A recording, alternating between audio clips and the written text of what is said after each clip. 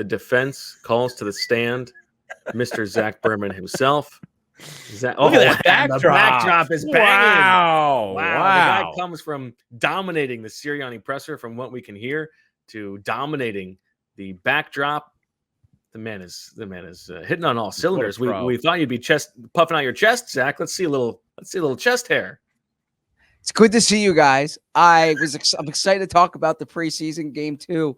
I don't know why there's discussion about a defensive coordinator from 2 years ago on the show, but there's a lot to talk about with the defensive coordinator tonight, in addition to the head coach tonight, in addition to the quarterbacks tonight. So eager Zach, to it came up just because I noticed that the Eagles cornerbacks, Keely Ringo in particular, is quite physical off the line of scrimmage, and it's a little bit of the Fangio, I guess, system that we're seeing, that he's allowing these guys to get physical and bump wide receivers off the line.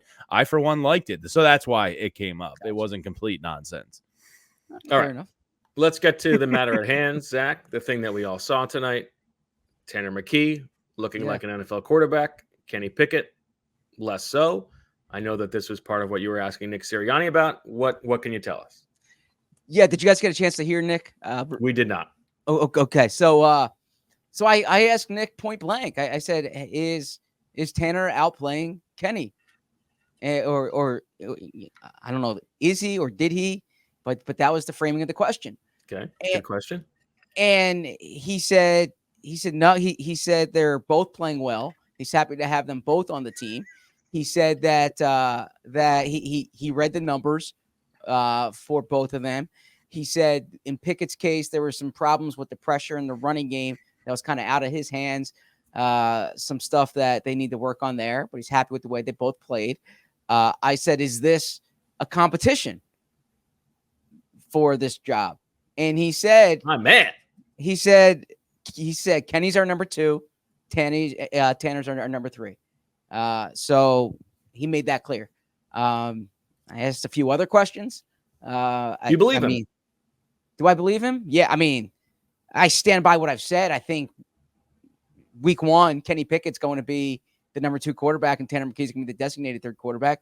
I think if Jalen Hurts were to go down for 6 weeks, they have a conversation to be had there.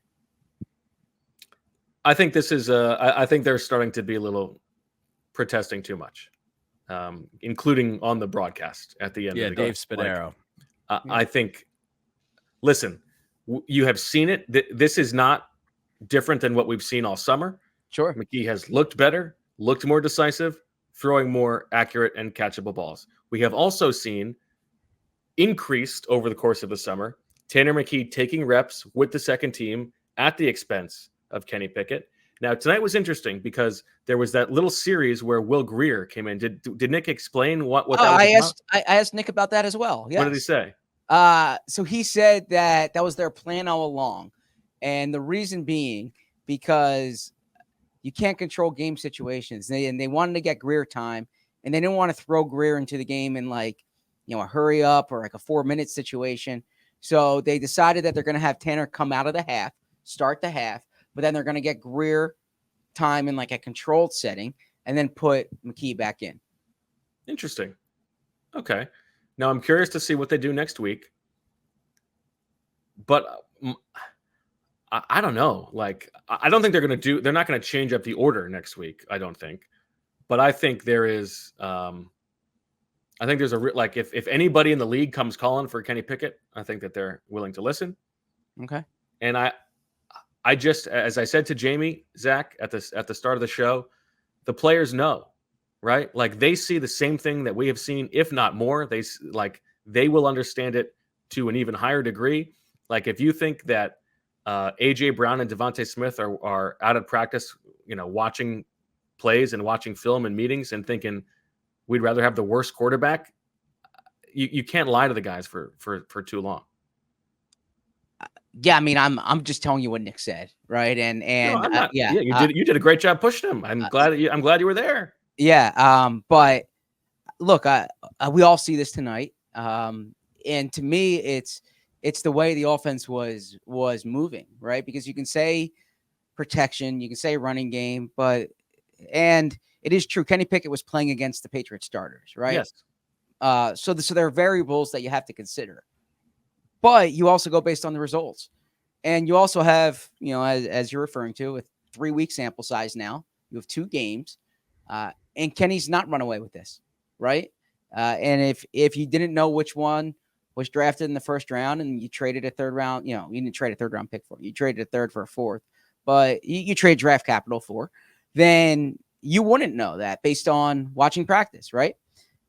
So I get all that. I understand sunk cost fallacy if Professor Selman's watching.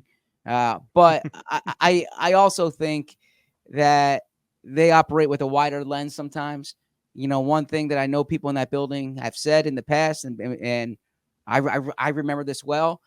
If you and I and Jamie were having a conversation on August 15th, 2017, you'd be concerned about Nick Foles. And a player gets acclimated, there's a greater track record that they look at. Now, of course, Kenny Pickett doesn't come with Nick Foles' track record, but they acquired Kenny because they like the player, that he has starting experience, and that Tanner's a bit of an unknown here, right? But Tanner McKee is Nick Foles 2.0. Well, Nick Foles, Tanner McKee is going to win 2 Super Bowls. Nick Foles won the Super Bowl MVP. Let's not go overboard here. So what else? There was a lot of. This was actually a juicy game from some team nuggets that I thought. Yeah. So Zach, Bo and I were just talking about it. You brought it up, sunk cost fallacy. Somebody in the chat said that's my second favorite fallacy. But James Bradberry kind of falls in that category. You're more or less paying the guy regardless. Sure. My naked eye, he looked cooked out there tonight. Some whiff tackles, some misplays. Is he on the opening day roster at this point, do you think? Jamie. Thank you. Yeah, so, spoke to James briefly. I wanted to run over to Bryce Huff, so I was in for James, ran over to Bryce. What? This is funny. You're running, the mental picture of you running. Well, and it's a very tight lock. To take the audience behind I've been in those locker rooms, yeah. Okay. These locker rooms are small as it is, but they're not built for 90 players, right? So it's congested enough in the regular season when there's 53 guys. Now it's not 2x, but 1.75x or whatever it may be. It's a lot more players in there.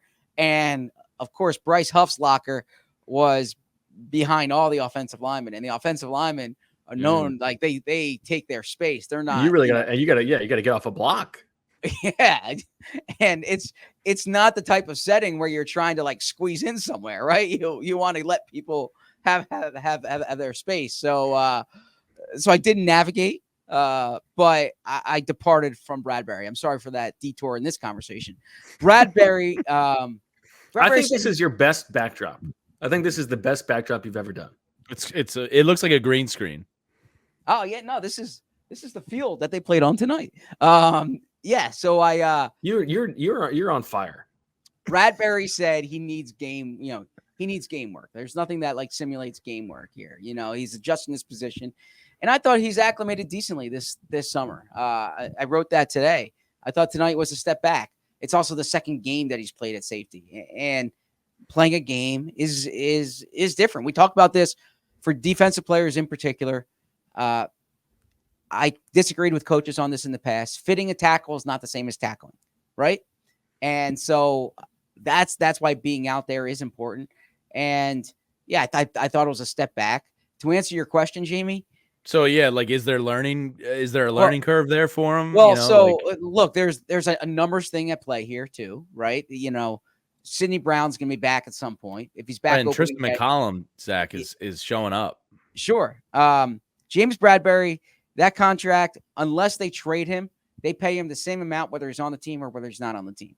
So it's a decision Howie Roseman has to make there. They put him at safety for a reason. They didn't put him at safety just to kind of run the clock out on 4 weeks here or 6 weeks here, right? They want to see what's there because they need safety depth. That said, tonight was a step back. Nick's really playing up these next 5 days or these 5 days of practice. He hasn't said this. I imagine they'll be in the link one of these days to try to simulate a game setting. I think we're going to learn more about the team over these next 5 days. They really they want these days to be competitive. So we'll see what happens. But yeah, going into your tone is not great for his chances. Well, going into the summer, I said no. Going into tonight, I said yes. After tonight, I'll probably say no again. And that's the beauty about the preseason. You go back and forth. You said you thought that there were a bunch of nuggets. Give us some nuggies. Yeah. Well, so pregame, Mekhi Becton not in uniform, Tyler Steen in uniform. That's notable. Nick Sirianni said it doesn't do them any good to name a starter right now, right? That they have a whole week of practice to go here. There's a lot more there, that they need to look at. I think as Bo has said, and you watch what they do and not what they say here. Proper attribution. I appreciate that. Yeah. And watching what they do, Mekhi Becton's been in there now, going back to when Steen was hurt the first week, right? So this has been 3 weeks, 2+ weeks of Mekhi Becton taking all the work. Tyler Steen came back. He's been second team. For Becton not to play tonight shows me, and should show the audience, this is not a competition anymore. If it was a competition, one of them would be competing. Mekhi Becton's not out there competing. So I understand. I respect Nick, like why he has to answer it, or why he feels he has to answer it that way. They showed us with their actions tonight. Mekhi Becton's going to be the starting right guard. Tyler Steen, any update on his injury there, Zach? Nick didn't meet with the medical people. I did see Tyler leave the locker room. I tried to ask him. It was outside, so we have to wait a certain period before we can go inside. A lot of guys have left. Tyler being one of them. I shouted out, Tyler, how's the ankle? I did not get a response. That's okay. Maybe he didn't hear me. But no walking boot or crutches or anything. He was walking fine. He was walking fine. I thought so. The other nugget here, I thought it was fascinating from my vantage point tonight that Bryce Huff was playing, and he was the only one on the front five, the starting front five that was playing. $17+ million edge rusher, ostensibly your top edge rusher, for him to be playing, and for Jalen Carter, Milton Williams, Jordan Davis, Josh Sweat, these guys not playing, right? That stood out to me. I didn't know, are they sending a message to him, right? I didn't know if it's there's things they need to see from him. I spoke to Bryce after the game. I asked him a few times about why, and he had a real good explanation. He said, Vic talked to him about this, explain this, because he's new to the team. They wanted to give him a little more work. Nick said, Nick even volunteered this. It was on my list of things to ask Nick. I asked Nick like 4 things. I didn't ask this because he answered it. He said that you saw Bryce Huff out there. You saw Devin White out there. You saw Zach Bond out there. You saw some of their new players out there for this. They wanted to play the guys who were new here to kind of get them acclimated to. It's a new defense for everyone, but it's new teammates for all of those guys. So that explanation did add up. I thought Huff played well against the run, man. I mean, he played 12 snaps, I believe. I have to go back and look, but unless he came off the field, there was 12 offensive plays when 4 tackles. Yeah. He had 4 tackles. He was penetrating. He was physical. He shed a really nice block from a tight end, and manhandled a guy. Yeah. He said he's been working at this. And it follows up a day of practice. Bo observed it. Bo wrote about it. Bo talked about it on the show that he had a real strong practice. And I asked him about that.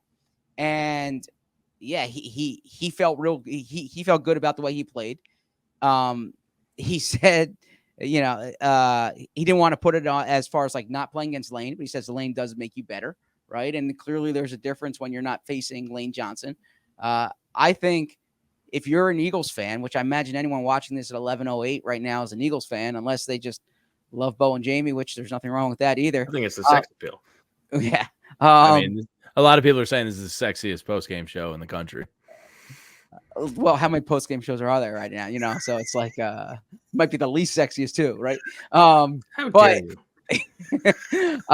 But yeah, I think going into New England this week, you probably said I might have some concerns about Bryce Huff, right? And you're leaving here feeling better about Bryce Huff. That's a positive. If we're doing, if my son and my daughter see me tomorrow and they say, "What'd you learn in New England?" I said, "I learned about Bryce Huff this week." Right? Bryce Huff had a good week. strong week. I know what else Reed is going to ask you about, and you know Yeah. what's coming. Did you have a chance to talk to Quinion Mitchell in the locker room? I did speak to Quinion about practice, about the game, about what he learned from week 1 to week 2, and then very sheepishly, as I walked away, turned around. Hey, by the way, Quinion, I have a 7-year-old son. Really? He wanted me to tell you that he had a pick 6 with you in Madden. And I said it really fast that he might not even have heard me because I felt I was really like. You didn't get a reaction? I did get a reaction. And what did he say? He said, "Oh, tell him I appreciate that." All right. All right, So- Quinion. Read. Yeah. Read. But yeah, I mean, it's the least I can do for That's awesome. not being around my son this week. Yeah. That's fantastic. Mm-hmm. So what did it feel like to dominate the press conference? Well, first of all, I didn't dominate the press conference, number one. But We no, were told on the chat that Nick was like calling you out for dominating the for press. asking a lot of questions. Yeah, well, I mean, look, I allowed for a pause for other people to get in, but when that pause was unfulfilled, I had where's my notebook? I had questions, man. I had questions I had to get into. So, and I'll be honest, I didn't spend 4 days away from my family to sit on my hands and eat clam chowder. I came here to get information about the Eagles. There's one of me here. I have a decision: leave the locker room, stay in the locker room. I try to get Joseph Ngata because AJ Brown said, I hope AJ doesn't mind me saying this. AJ Brown walked by as he was leaving, said Ngata was the MVP, right? Or the player of the game or something like that. I wanted to talk to Ngata. Those guys were fired up on the sidelines. Yeah, there were other guys that I wanted to speak to. But I felt this was an important night to talk to Nick for I have to write, but also I knew I'm coming on in this show, and I needed to get I needed there were questions from this wasn't one of these Nick games where it's just like, tell me your feelings on this, tell me your feelings on this. You want to try to get information about some of these things. And so I'm trying to get that from Nick. So yeah, I wouldn't say I was being aggressive. I was saying I was trying to do my job. I mean, I'm Zach. I'm filing an expense report to Vince when I get home. I need to make sure he's getting his money's worth with this trip. Zach, the people are saying that you had the year of the creative heater. That is gone. It is now the year of the reporting heater for Zach Berman, Silverback of the press room.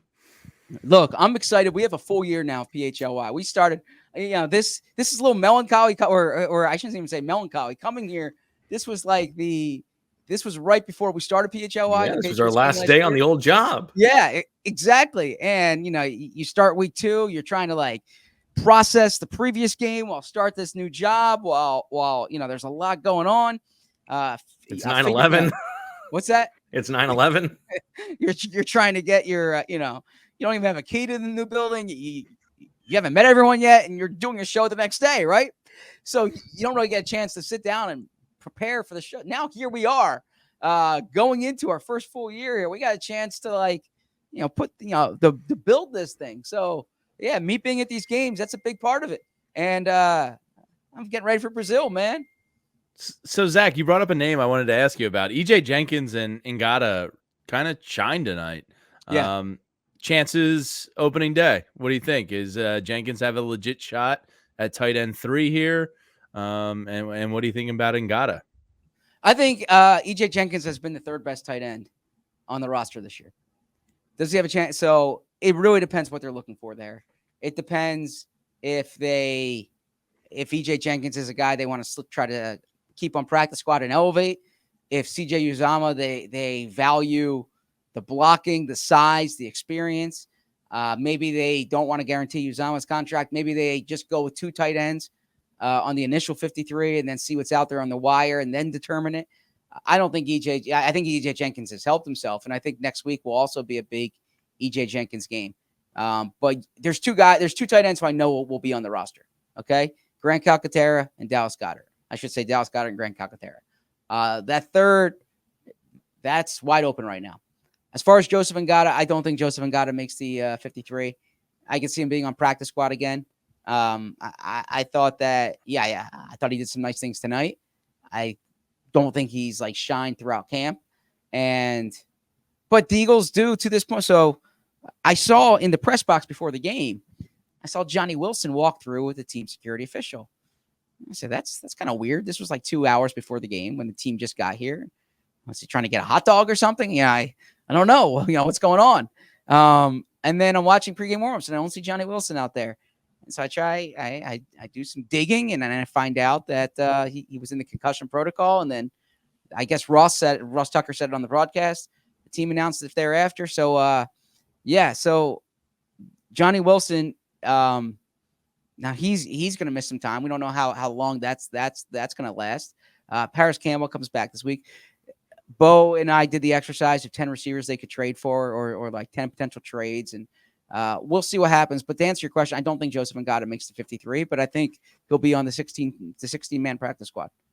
Couple little small ones for you, Zach. What did you make of Keely Ringo playing deeper into this game than not only Isaiah Rodgers, but also Quinion Mitchell?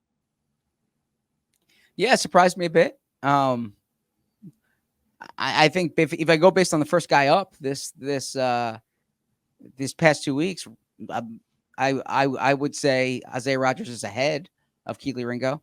I think Isaiah Rodgers needs work, right? He didn't play all year last year. But yeah, that did surprise me some. Maybe they wanted to give Ringo a little more work. It's a good point. Quinion, I think they have a good sense of what Quinion is right now. And I'd be skeptical that Quinion plays next week. I think I probably agree with that. It seemed to us from the TV copy that Nakobe Dean had a pretty good night. Is that what you saw from the press box? Yeah, that is. And I didn't think Trotter had as good of a game as he had the first time. There were a few, there's a play when he penetrated and then, there is a cleanup tackle, but I thought it was Trotter that made the play. I thought Dean was probably the better of the linebackers tonight. And I actually thought, Bo watched the defense more than I did, but when I was glancing over, I'm talking about the practice on Tuesday. I thought Dean played decently, played well on Tuesday too, from what I saw. So I'm not counting Dean out of this competition yet for the starting linebacker job. I think if you just go based on what you see in terms of reps, you're going with Bond, but I'm not counting Dean out yet. Any other big takeaways from what you saw just from your own vantage point? Yeah, I thought the defense was active. I mean, the Patriots aren't particularly good. We know that. There still seems to be some protection things. It was interesting. Nick was asked about a player who's really taking a step up year 1 to year 2, or not year 1 to year 2, from last year to this year. And he singled out Fred Johnson. He's real happy with the way Fred Johnson looks.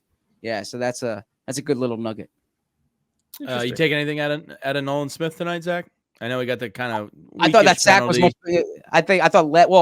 That personal foul that wasn't the smartest play, but I thought his sack was really nice. I thought he closed well on his sack. And the sack last week, Vic Fangio even said it. It was like there was no one on him. He kind of went through.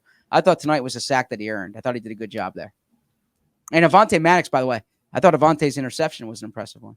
Really nice, very nice play. Yeah. And I think as Jamie and I said, stood a little bit in contrast to what you saw from Brad Barrett tonight. Sure. We'll keep an eye on all of that as the days go on. Zach, give us the for the people who don't know, give us the schedule that's coming up for the Eagles. This 5 days that you just teased. Yeah, the Eagles are on their way back tonight. They'll land probably by the time I leave the stadium tonight, and they're off tomorrow. Bo and I are not off tomorrow. We have a show at 2:00. You can watch the PHLY Eagles show. And then on Saturday, Sunday, the Eagles are back at practice. Oh, I'm sorry. Saturday, Sunday, Monday, the Eagles are back at practice. Tuesday, they are off. Wednesday, Thursday, practicing. I'm a little surprised they have 5 practices this week. I thought there might be 4 practices with a walkthrough and a day off in there.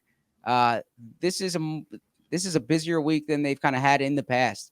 At this juncture, I think Nick wants to take a lot out of this week. He keeps emphasizing, like I mentioned, having a competitive practice, having a practice, where they kind of work on game situations. So I can see them being in the stadium. I can see it almost like a scrimmage. But to answer the question succinctly, they're back at work on Saturday, and we'll be there having all the updates. And what will you be writing tonight for allphly.com? Kind of what we talked about. Some of the I think what people want to know, explanations on the quarterback, explanations on the guard situation, explanations on Bryce Huff.